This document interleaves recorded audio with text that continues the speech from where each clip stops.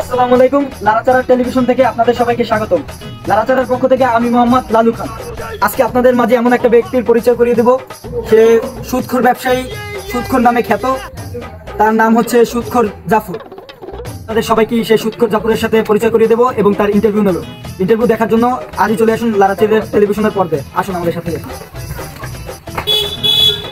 জন্টু, হ্যাঁ জন্টু, মুখে হাতের লাই ব্যস্ত নাই কান কোন পাহাই দিমু তাহাতে না খিল লিখে তাহানি হাতে না আমার টাকা আইছি না ভাই। হ্যাঁ যা। আসসালামু আলাইকুম কাকু। তোমরা কেরা বাবা?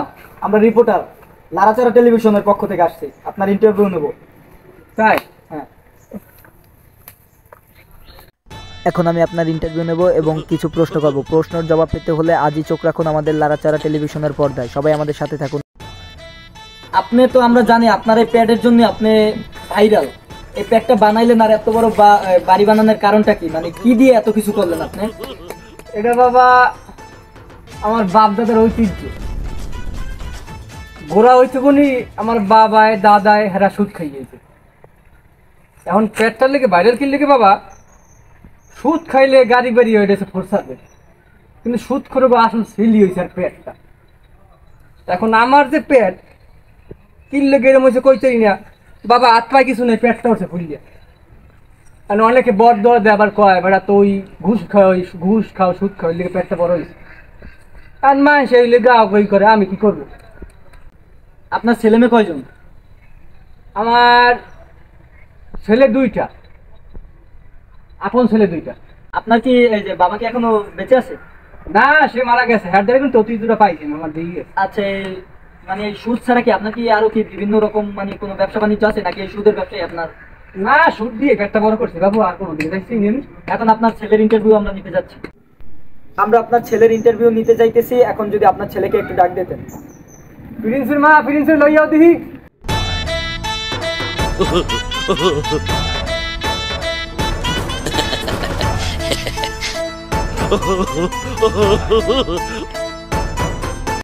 এই কি আপনার ছেলে? হ্যাঁ, এই আমার ছেলে। দেখে তো মনে হচ্ছে না সে কথা বলতে পারে। তার কি ইন্টারভিউ নেব? ও নিজে তো একটা ইন্টারভিউ। আচ্ছা, তার এই অবস্থা হলো কিভাবে? সে কি ছোটবেলা থেকেই কি এরকম নাকি মানে পরে এরকম হয়েছে? কোনটা?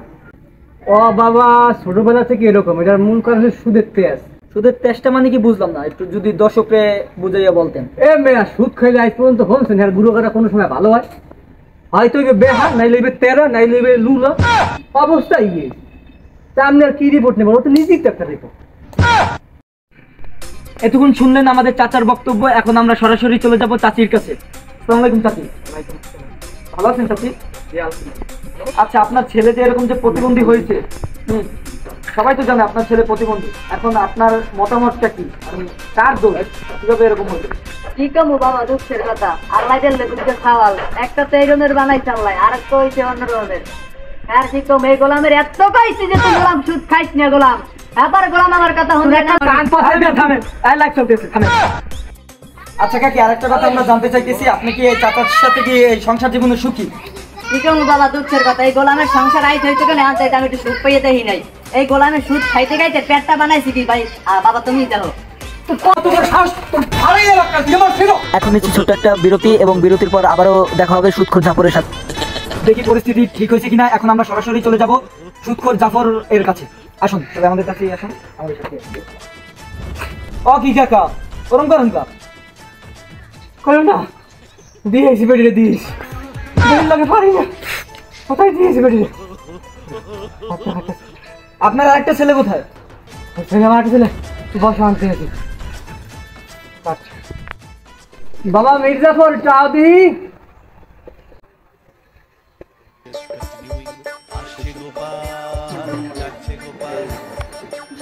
এই কি আপনার ছেলে? হ্যাঁ। আচ্ছা, তার নাম মির্জাফর রাখা হয়েছে কেন? মির্জাফর কেন রাখা হয়েছে? গোড়া ঘর হচ্ছে কি, আমার বাবার নাম হয়েছে বাবর, আমার নাম জাফর। ও তো আমার বংশের শরীর দেওয়ার, ওই সুদ খাইবে পর আমি মরলে। ওর নাম হয়েছে মির্জাফর। বাবা তোমার কোনো রিং নেই, তোমার পেটটাই তোমার ইন্টারভিউ। বাবা তুমি যাও, শুধু ইন্টারভিউ, ওই পেটটাই।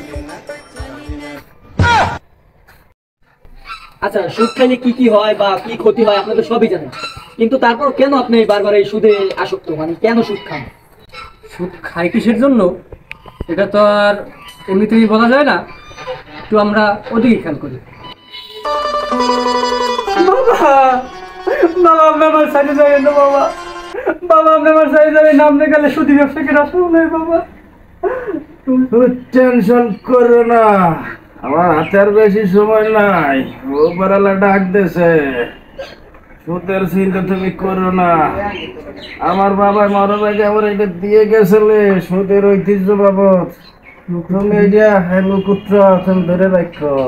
এটা সুদি মুকুট? হ্যাঁ হ্যাঁ, এটা তুমি রাখো।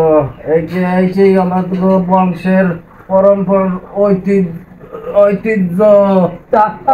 বাবা, বাবা আমি কি এই সুদ সামলাতে পারবো? পারবা পারবা পারবা, এই বাপদাদার স্মরণ করলি পারবা। কেমনে চলছে দেখছো না 20 বছর দিনে। বাবা আমার খুব কষ্টই দিয়েছে, আমি আর মারতে আসি না বাবা।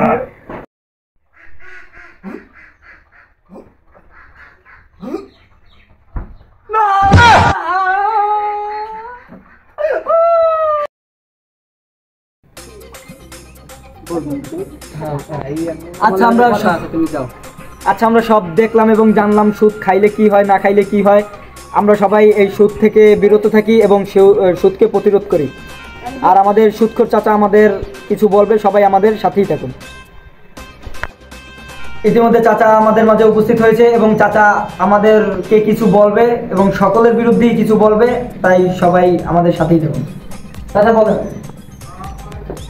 মূল কথাকে কি বলতে চাই, থাকতে চাইলাম পুরো পরিবারই। আমার ঘরের মহিলা কিভাবে কেন্দ্রেছি দেখছেন, সে হয়ে রয়েছে আইতে নেই। আমি এই পরিবার নিয়ে আপনার সামনে খাড়াইছি বাবা। আমি একটা কথাই কইতে চাই, জীবনে বাবা কেউ সুদ খাইয়েন না। সুদে কি হয় না হয় আপনার দিয়ে তো আমার দিয়ে আপনারা বুঝবেন বা দেখবেন। এই লাইফ টেলিকাস্ট চলতে আছে, সবাই দেখতে আছেন বা পরে দেখবেন সুদ খাইলে কি হয় না হয়। বাবা অনুরোধ করে কই, মানুষ ঠেহে পড়লে লাগে আপনারা উপকার করবেন, কিন্তু বাবা সুদের দিকে যাইয়েন না।